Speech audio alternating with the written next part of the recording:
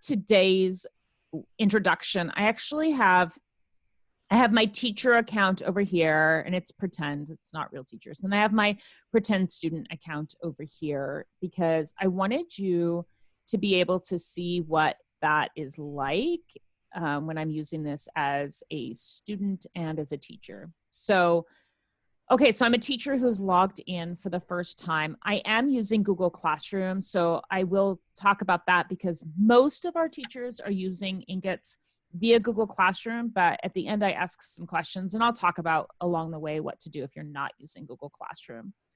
So when you first log in, if you're logging in for the first time as a teacher, you actually see a video, which hopefully you watched, and then you need to assign something. And so we encourage you to assign one of these tutorials. Now, the basic tutorial is qualitative, so there's absolutely no numbers, and it's very, very simple. We have 2 levels of the independent variables. So there are only 3 independent variables. They're dye, salt, and sugar, and you can either have them on or off, and that's it. It's not complicated, but you would be amazed at how low some of the students' scores are in their science practices. Like, we're making things as simple as humanly possible so that they're becoming oriented to the system, and you're getting very baseline data on their science practices. And we're primarily a research organization. So I've spent lots of time in classrooms watching how teachers use Inq-ITS, and I've seen AP biology classes where not a single student was proficient in all of their science practices. And that's with the basic tutorial. That's something that has basically it doesn't have any much science content, right? They don't need to understand any specific science vocabulary. And so you're truly seeing where they at with their science practices. And so many of them really struggle particularly with even those advanced students really struggle with like warranting their claims. And so it's just good to see that information and to know that information. So some teachers want to start here with the qualitative lab. Some teachers want to start over here with the quantitative lab. They want some numbers. There are going to be 3 different levels to the independent variables for RAMP. And so you can really decide where you want to start. Now, what I would encourage you to do with this first tutorial is to really talk your students through that, to do either Screencastify or Meet or Loom, and talk your students through starting that tutorial, because you want them to make a hypothesis that is aligned with the goal, or at least that's a testable hypothesis, because you have no Rex the tutor here. Rex is not going to be popping up and helping them. They're on their own. So too many students they're used to websites where they can just click, click, click, click, click, and then just tell you that they're done. They're not used to assessment the entire way through. And so if we don't have Rex turned on, which we don't here, then they're allowed to explore the system. That's a bonus. That's why we do it. But we don't stop them if they make a mistake. So some of them will just click, click, click, get to later in the lab, and they'll go, I need to restart. And you'll look at their hypothesis and be like, whoa, that's just randomness. And so I would encourage you to try really, really hard to get them to read the goal and to make their hypothesis aligned with the goal. If you want them to just start with Rex up and forcing them to do a testable hypothesis, you could choose to just start with this tutorial 2. Rex, for either of these, the tutorial 2, Rex is only in the hypothesis phase. So Rex will hop up and make sure that they have a testable hypothesis, but then lets them move forward after that. And then in tutorial 3, both of them, Rex is going to hop up and Rex is going to help them throughout the entire lab. So I'm actually going to go through the process of assigning this first tutorial right here, just so you can see what that looks like. If you've never used it before, you can choose, if you use Google Classroom, to look at your Google classes and to assign to all of your classes.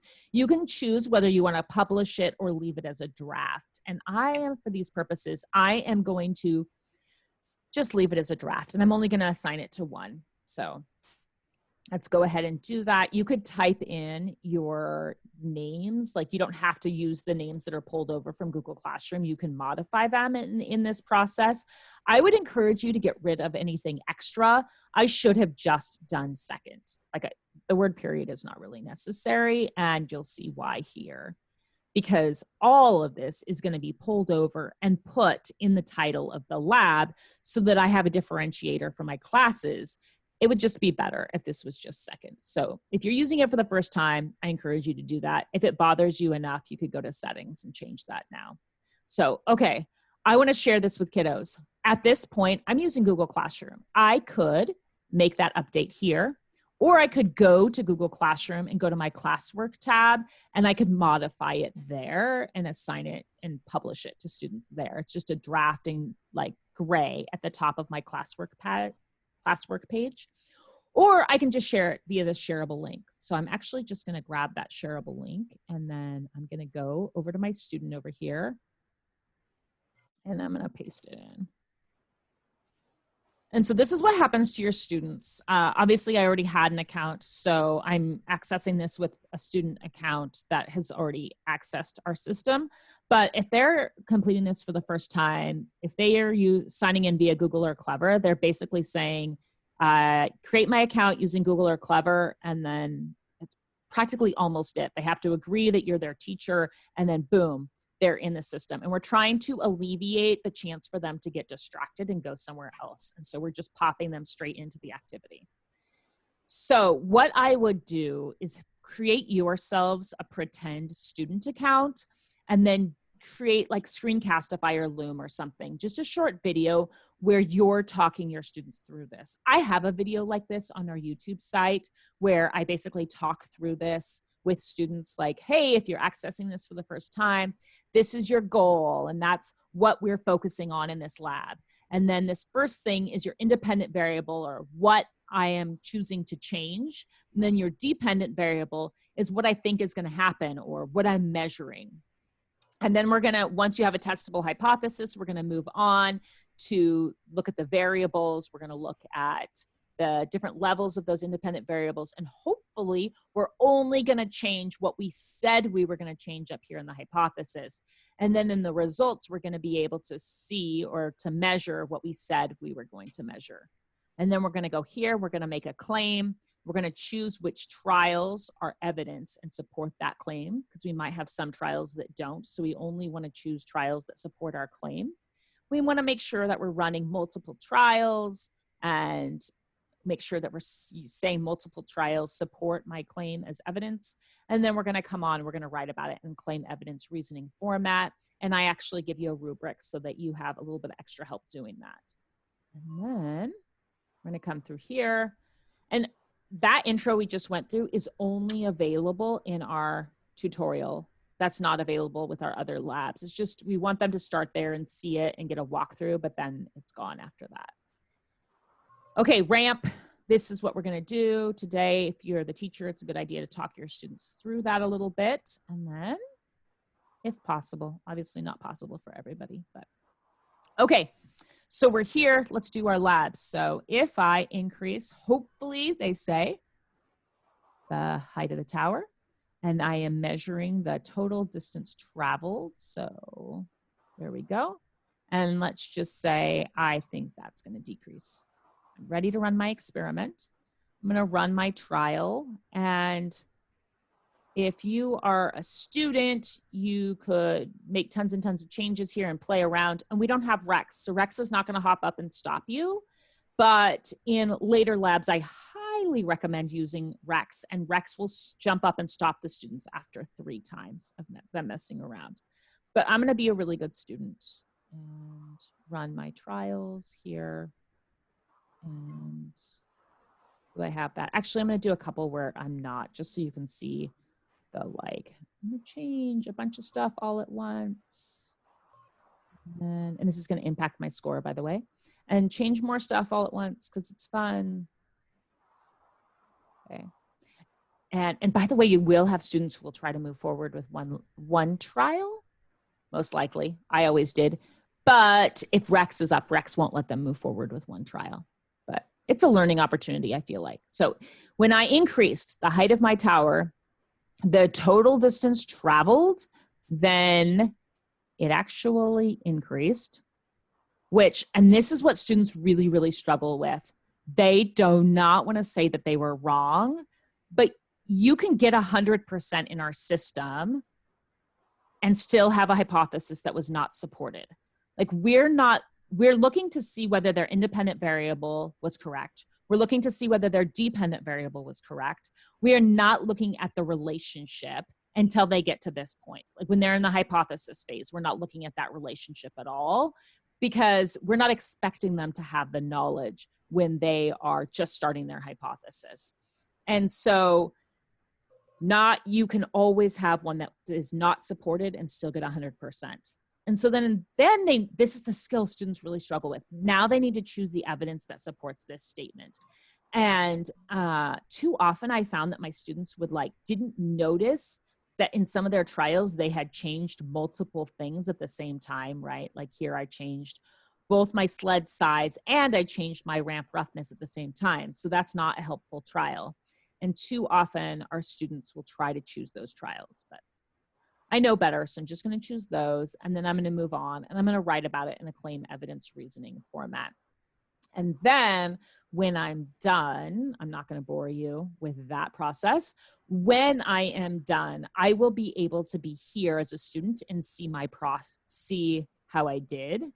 And then I can also see my work. So what I did is I had my students at this point, I had them print to a PDF and attach their PDF in Google Classroom, and you could have them attach it however. And that's how I told them to mark their assignments as complete, is like, I wanted them to come here to see their work, print it as a PDF and attach it. And then they could say that they were complete. And then what I did for my students is I actually had them graph for some, not every lab, but for a lot of labs, I had them take their evidence down here, their applicable trials, and I had them graph it because I wanted to see whether they knew where their X and Y axis, like what their X and Y axis should be, and wanted to see them graph it. And sometimes I'd let students turn them in like a hand-drawn graph, like they would just take a picture and attach it. Sometimes that was with Excel, sometimes with Desmos, just what works for them and what works for me.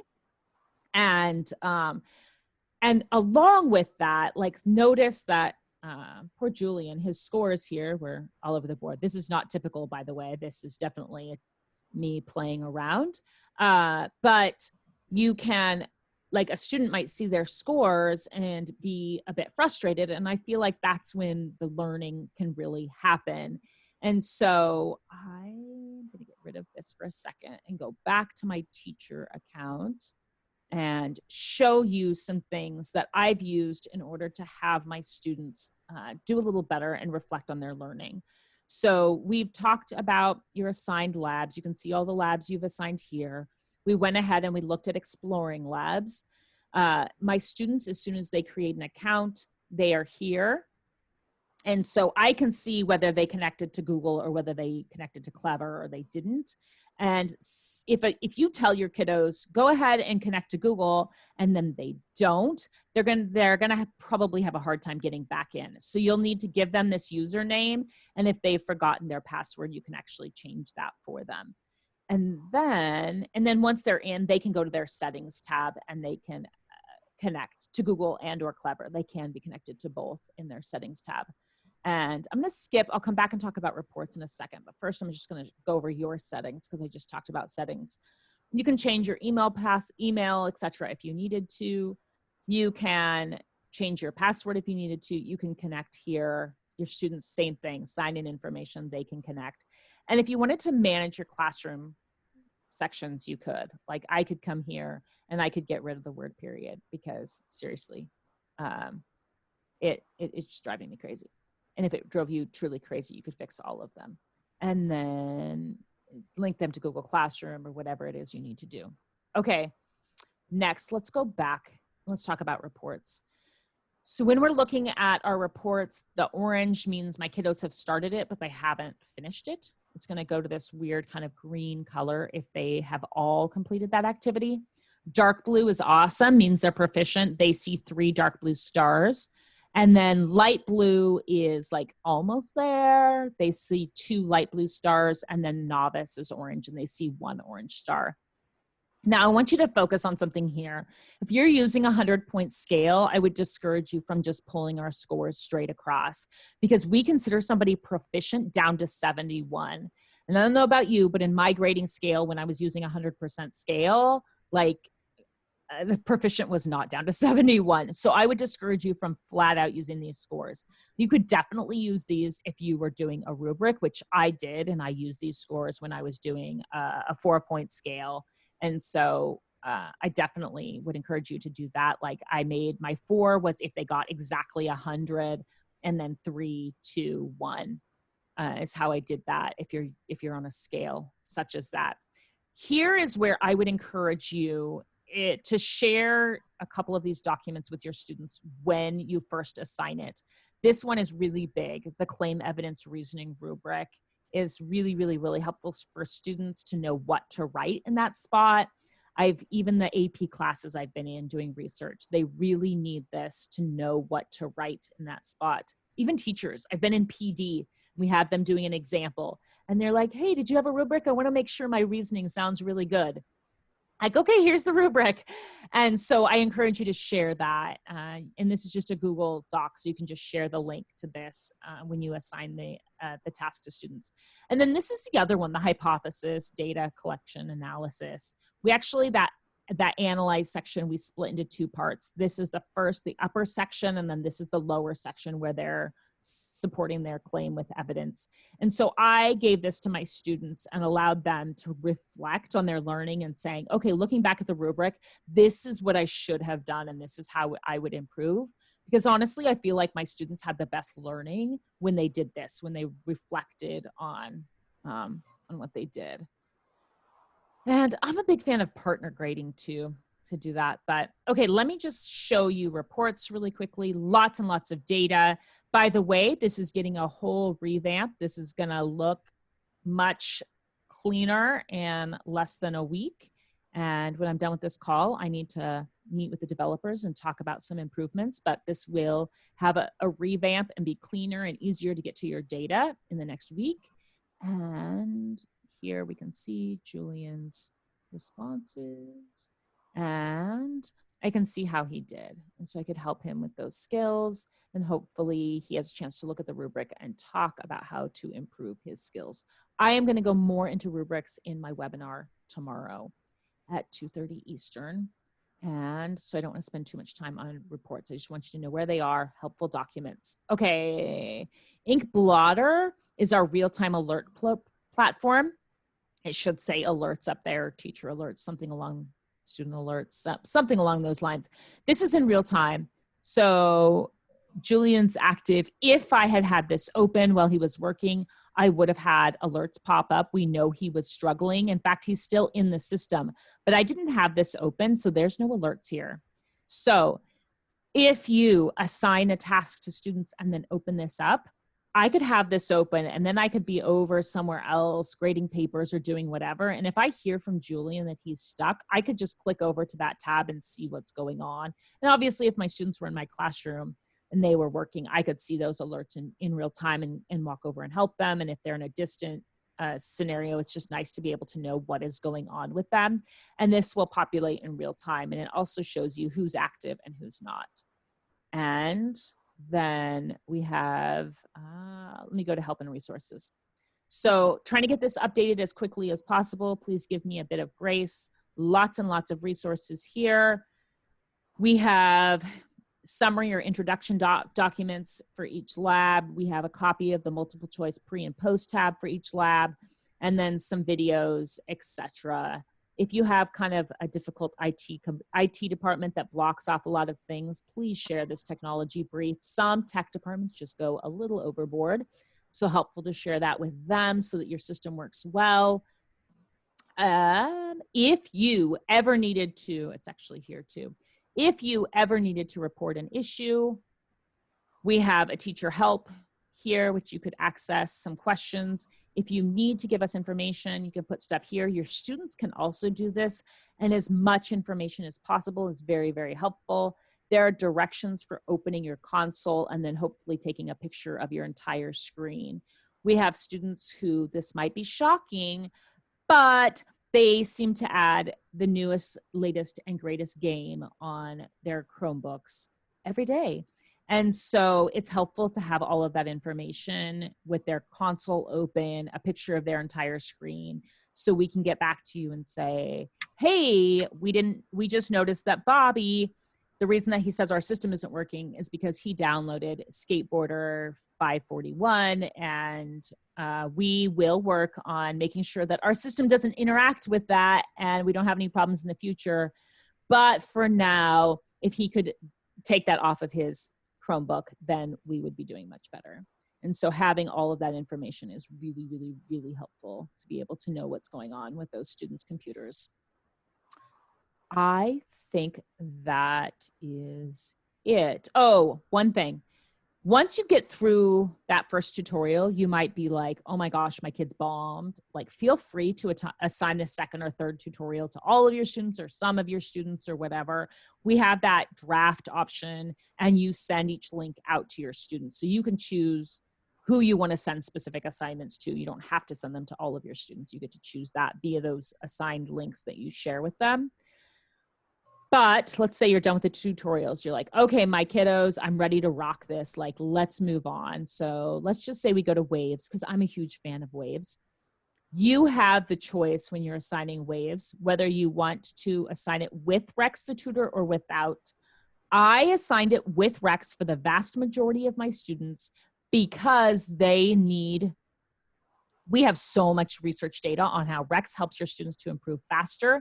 And when you're not there or you're not able to immediately be with them, Rex is super, super helpful to help the vast majority of your students. So I almost always used Rex. The exception to that rule was I did a couple of years in a row have some students with ED who really struggled. They didn't quite have that like push to struggle through, and Rex telling them they were wrong was like too much for them.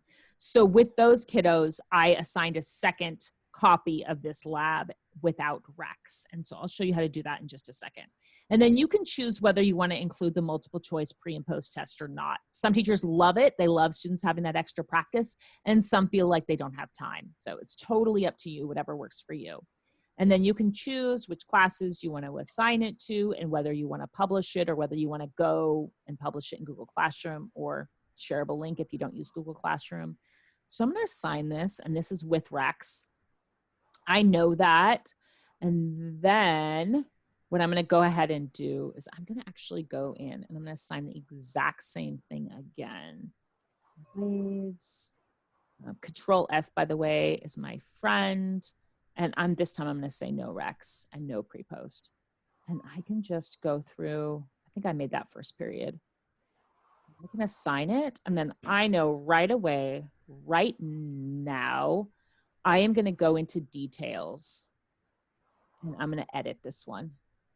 And I'm just going to say in here, no R. And that way I just know that this specific one is going to my students that really struggle. I could also go to my settings tab, and maybe I had a few students that were spread in my different classes that maybe had some specific IEPs that I could just make a separate class for them. And then I would just assign things that needed to go. Like if I had a large number of students with ED or something along those lines, I could make a different class and just assign activities to them. So we have lots of capabilities. You don't just have to use like your exact class periods. You can choose if you have specific scenarios for certain students. Also, when you are looking at those labs, you may have noticed with Waves that we have an advanced. Typically, in most of our labs, we are giving students both their independent variable and their dependent variable. However, in our advanced activities, we're giving students only the independent variable or the dependent variable. So this is much, much harder. It's the exact same lab. It's just so much harder for them to create that hypothesis. And so we have a number of high school teachers who use our programs a lot, and they asked for this, so we created it. but they don't even though they've been using our system for 4, 5, 6 years, they do not start the year with these. They introduce these at about the 4th or 5th lab of the school year. Okay, now I really am done and here and happy to answer any questions. So if there's anyone who wanted to, let me move that over here. If there's anyone who wanted to ask any questions, I'm going to go ahead and click that you're allowed to talk because there's some people who came in after I had already done that. But if you have any questions, you should be able to unmute yourselves and ask questions if you had any. I have a question. Yeah. Somewhere on your site, I saw where it's geared for middle school. What grades kind of are you targeting? The reason I ask is I'm 5th grade and I see that this would work, or am I looking at this wrong? Is it what? Say what's that last part? And I teach 5th grade and I see many of these would work with my standards. Am I looking at it wrong, or? Nope, I would say that the vast majority of our teachers are 5th. Actually, all of our teachers are 5th through 11th grade. Okay. So we do have a couple of teachers who teach at alternative credit recovery schools. And so I guess maybe those students would be, at least age-wise, they'd be considered 12th grade. So we have at least 2 teachers at credit recovery schools who are using some of our programs with their students. But the majority are 5th through 10th, 11th. Like physical science, lower physics, they would still start things off with like these lower level, and then the physical science and physics teachers start to use more of the advanced activities. And we do include some graphing, etc., for those higher level students. But we have a number of 5th grade teachers who use the program and use a number of these labs. And how they use it is, like, one I know like spreads it out through the school year, and he really walks them through the first lab. So like, let's say density, he really walks them through this first lab, like step by step. And then he lets them do the next 2 labs on their own. And then we have another 5th grade teacher that he does it as a big unit right before state testing, because that's when his state does their testing. And so he does like a big giant, like, this is what we're doing. And so he'll go from having no labs in the system to like 10. Okay. And so he actually has like, maybe like it's 3 that he tells the students they have to do. And then he just assigns a bunch more and lets them choose what the students want to do. And so that's, I guess, really the unique thing about Inq-ITS is that we let, it's open to how teachers want to use it, and teachers choose different ways of using it. Right. Okay. Because lots of schools, middle school can be 5 through, 8 or 6 through. I just wanted to make sure that it was appropriate for 5th grade. For sure. We've had some 5th grade teachers who are like, I love this. This is the best thing. It's so great. And we've had some 5th grade teachers who are like, my students can't do flower, which to me, like, I might need to walk them through it the first time, but my 5th graders should be able to do this. But some teachers say it's even flower is too difficult. So it's really gonna depend, on your population. All right. So, yeah.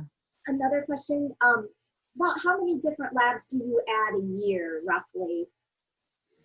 I was doing the basic tutorials at the beginning of the school year, and then like 2 or 3 until winter break. And then when we returned from winter break, I did at least advanced tutorial 1, maybe advanced tutorial 2, depending on how things were going. And then I did 3 or 4 coming back from spring break. I went back and did either tutorial 2 or tutorial 3, just to kind of like kick them back in. And then I did 1 or 2 more before the end of the school year. But all right, I didn't phrase yeah. Phrase that right. I guess I mean, like, your company, is it constantly adding new labs? Yes. Mm-hmm. Yes. Okay, how many roughly do you add? Or isn't it an exact number? There's no exact number. Okay, but Yeah. it's constantly being there's constantly new labs being added. Mm-hmm. Okay, Yeah. Yeah. We are routinely, that's the word I would add. We are okay, routinely adding new labs, and the priorities are based both on grant funding and on teacher requests, and on the how much assistance we can get to create those labs. okay. So And all of those things, all of those factors matter. But I really, in my dreams, that's all I would do really, is to create new labs. Like, I love it. I love creating new labs. And so it's really helpful when teachers say, like, this is what I really, really need, okay, because I actually keep a tally spreadsheet. okay, And that helps us a lot. sure. Yeah. The other thing is, well, currently our school uses Explore Learning Gizmos, and you've probably heard of it. They're very similar to this, but they don't have the real-time data collection, and you're very dependent upon a paper lab copy, which during the remote learning that we went through here in my state for the last 3 months, that was hard to do because you couldn't, kids Right. just didn't have printers or Yeah. access. And that was what I love about your product, is just because it's all online. And Yeah. I fell in love when I found it just recently. What about pricing? How does that work? I can set you up with somebody if you just remind me. I can send me a quick email, and I'm Claire. Claire, Katie, I'm on a call. Okay, go talk to Daddy. That's my 5-year-old. She really needs to get on her Zoom call, which started 2 minutes ago. Can I tell you how many Zoom calls we have in this house every day? And so, but her daddy's off of his call, so he can take care of her. And anyway, so we have, if you just send me a quick email, and I'm charity@apprentice.com if you need that. And there are a couple of different options that the salespeople can go through, but I can tell you really briefly Okay. that we have one pricing option is for everything. Like, if you really thought, like, I'm going to use a ton of labs, or you can choose a 6-pack, which is teacher-based pricing. And with the 6-pack, you get 6 labs, but that doesn't include, these are always free. These general inquiry are always free. And then we always give teachers at least 1 additional lab. And so we call it a 6-pack, but it's really general inquiry plus 7 more labs. And if you think that would be enough for you, that is usually the less expensive option. Gotcha. I shared this with my 7th and 8th grade science teacher at my school, and I walked her through one just because I was just taken by it. And I'm like, you got to see this. And she was too. And our district has opened it up to us to submit software ideas, anything we think we might need to start the year, because we're not sure whether we're going to be in school or some combination. Seriously. So that's why I wanted to get more details today. And I'm going to see if she can do a webinar with you as well, so we can hit our administration up for this.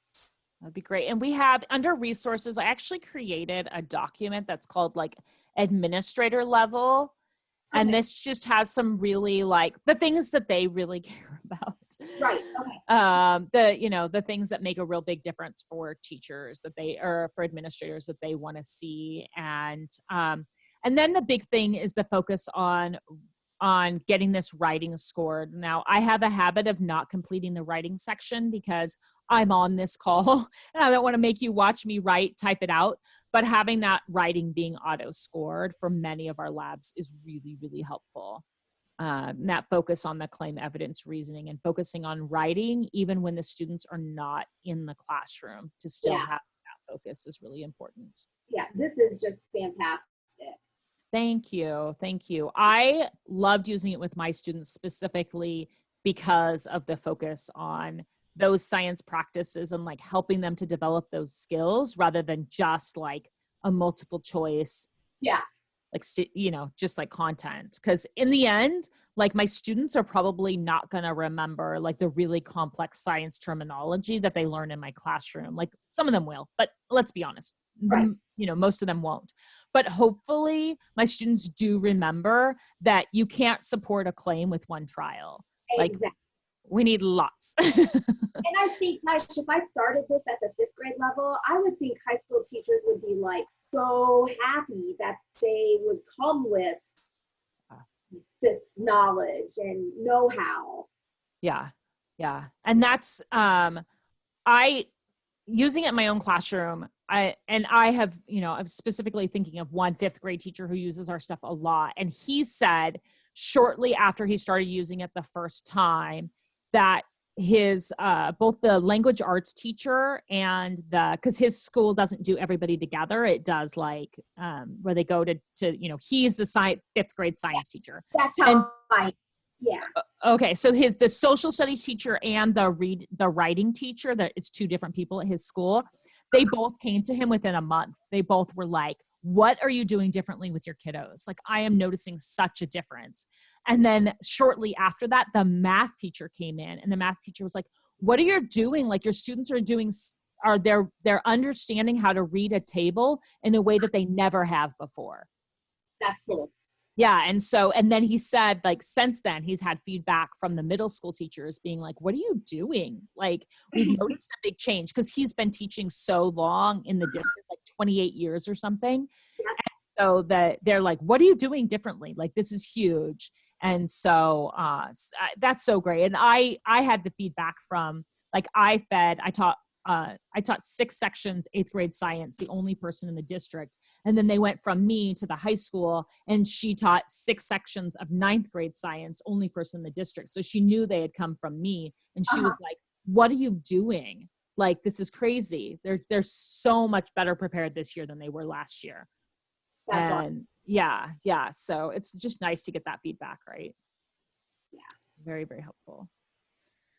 Anyway, I try to keep this to half an hour, and we're at 38 minutes. So if anybody have any questions, I don't want to take your whole day. I very much value your time.